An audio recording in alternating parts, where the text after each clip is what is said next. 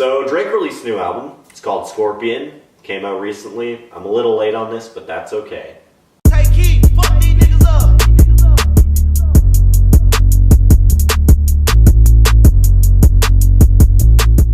So the project is 25 songs, double-sided. In Apple Music or Spotify, whatever you use, it says 1 to 12 and then 1 to 13. First impressions when I saw that, I was assuming that each side would be a different sort of vibe. And later on in the review, I will go over that because that is the case, even though ever so slightly. So there was a lot of controversy and drama leading up to this album release. You can call it PR or something that Drake didn't plan, but he had that beef with Pusha T, which definitely hyped the album up. A lot of people were expecting a diss track on the album. And there was just generally, it's been quite a while since Drake released. Well, I guess he releases every year, and he did release last year. But people have just been waiting for this, and the recent drama definitely made this a big deal.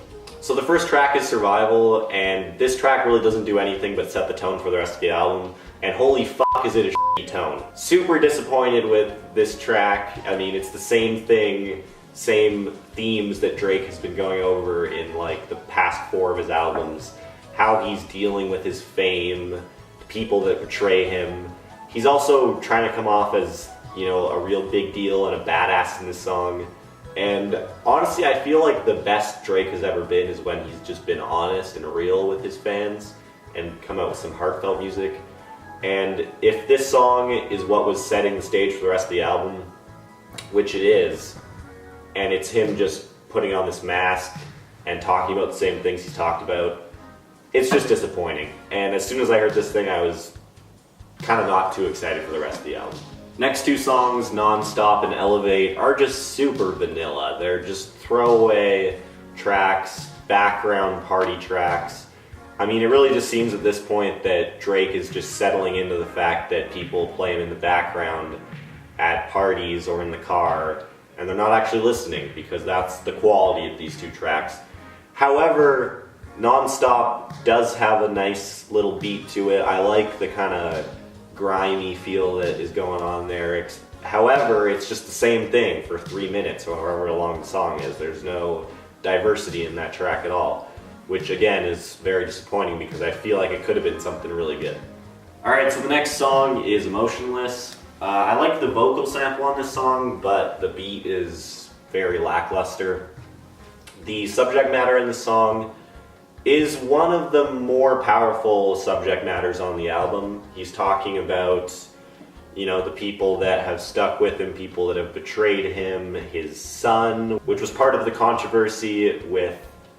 Who the f*** is that guy? Which was part of the controversy with Pusha T. He does have some nice little bars on this track. I really like the whole bit about him talking about the girls he used to know that only want Instagram fame and are only happy until they put their phone down. I like that. It's a nice little bridge. I don't know why, but it's very hard to take Drake seriously on this track.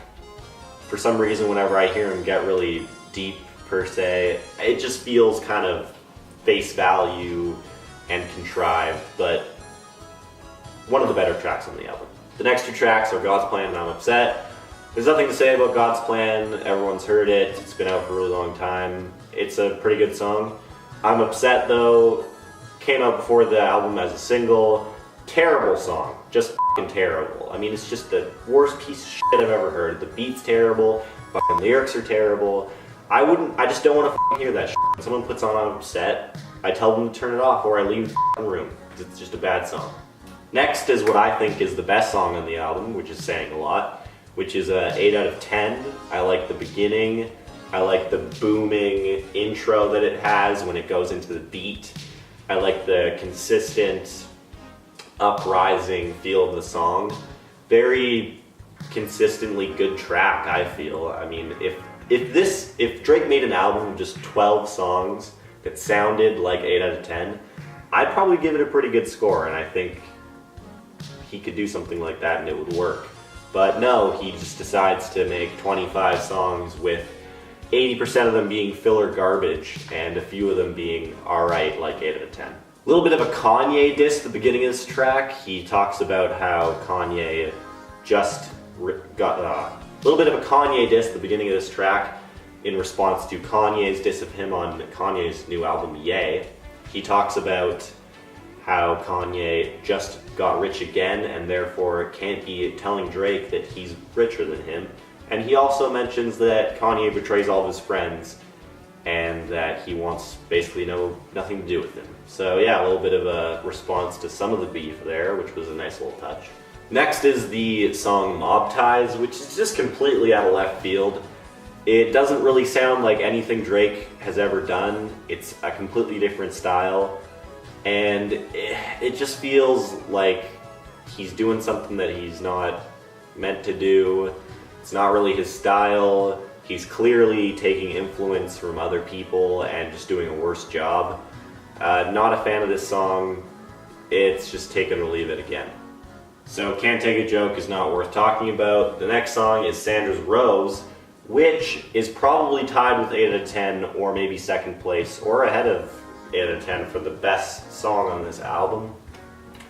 Love the vocal sample in this song, love the beat, love the production on this song in general. I am really into kind of Drake's lyrics on this song. It's kind of about his mom, but it's also about, where he's been, where he's got to, and the people that have stuck with him, and the people that judge him, and basically how he interacts with the media, and just his presence as a figure.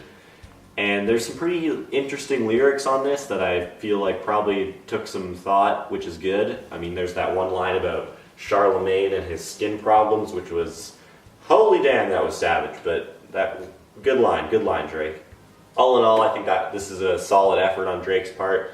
Again, if the album was this song, 8 out of 10, and 10 other tracks that sounded like these two, I would be really into it. It's just unfortunate that these good songs are surrounded by such fucking garbage.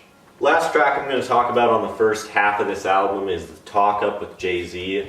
I know a lot of other people have already mentioned that the production on this song is just randomly quieter than the rest of the songs for some reason, which is really weird because, Drake is obviously the biggest rapper in the game right now, like numbers-wise, and definitely has the money to make a consistent production album, but apparently no. This song is just quieter than all the rest, so deal with that. Forgetting that though, it's a pretty good song. I like Jay-Z's bars on it. He goes pretty hard, and I think harder than Drake, which is a shame because you should never be letting your features show you up. Then entering into the second half of the album, it starts with the song Peak, which, if you could look at them as separate, cohesive themes, just as the first song on the last section kind of set the tone for that, Peak sets the tone for the second half, and it's definitely going into more of an R&B feel, more light, kind of poppy, dreamy beats, which I'm quite a fan of. I like that genre. I like what people are doing with that recently, although I don't know if it was the best idea for Drake to split his album up into two things and have a whole different sort of feel going with something that's pretty experimental for Drake. He doesn't usually do this sort of, I guess you might say, like Frank Ocean type of feel vibe. There's only a few songs that are worth talking about on the second half. Nice for What is on the second half, which I really like. I think it's a great song. I was really happy when Drake released it as a single. I was looking forward to this album when it was released as a single because Nice for What is a really awesome song with a great production, great vocal sample, really amazing vocal sample. I was really surprised with how well it fit with the beat. The lyrics, while not anything special, I mean, I really felt like it was just a good banger track to just put on and feel like you're, summer, good track to come out. Loved it. It's your birthday! Yeah, I can't do the tongue roll thing, but Drake's got that really funny Cardi B tongue roll happy birthday thing going on in this song. I mean, honestly, this song is just so weird and out of character for Drake that I just think it's kind of good. I like it. I laughed a little bit. I like the production on it. I like the feel of it. I like the vibe. I like the beat. yeah, it's got some kind of funky tones in it. I mean, all in all, like this track, I'm not complaining about it being on the second half.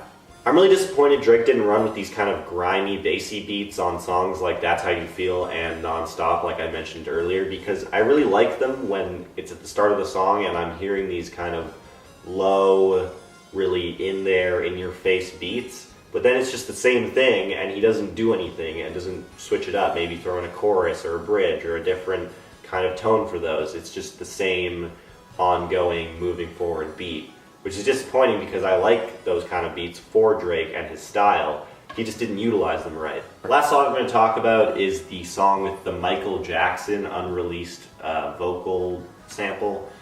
And boy, is this song unforgettable. I mean, what a terrible waste of unreleased vocal track with Michael Jackson to be put on such a boring-ass Drake song.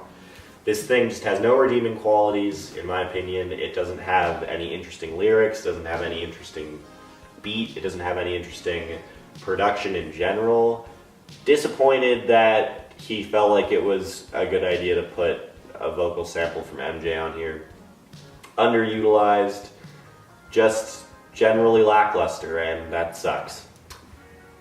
I didn't want to have to do this, but this album is a 41. It failed the class, didn't pass, which is very disappointing because I like Drake. I think he's a nice guy. I think he's a good artist when he wants to be. He just didn't try on this album and it shows. So 41. See you next time. This is Oprah Winfrey. You should subscribe. No responsibilities, bitch.